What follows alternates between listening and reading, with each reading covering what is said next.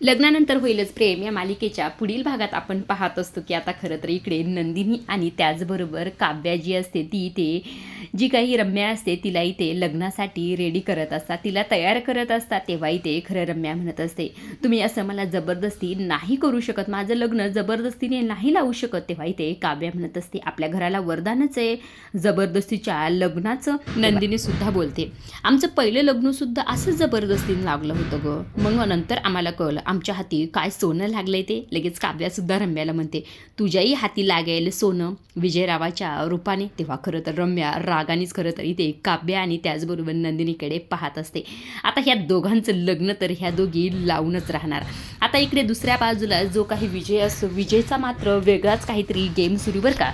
तो एका सरजीला बोलत असतो, म्हणजे तो म्हणत असतो की या देशमुखांनी खरं तर सगळा गेमच उलटवलाय सरजी, पण त्या दोन व्यक्तीला अद्दल जर घडवायची असेल तर आणि देशमुखांचा विश्वास संपादन करायचा असेल तर हे मला लग्न करावंच लागेल, असा विजय त्याच्या ह्या सरजीशी बोलत असतो. आता हा सरजी कोण आहे हा तर आणखीही दाखवलेला नाही बरं का. म्हणजे रम्या ह्याला खेळवते का हा रम्याच्या मदतीने ते देशमुखांच्या घरात शिरलेला आहे, आपल्याला पुढील काही भागात कळेलच. पण हे दोन व्यक्ती नेमकं कोण आहे ज्याला विजयला अद्दल घडवायची आहे, खरं हे पाहायला फार इंटरेस्टिंग आहे बरं का.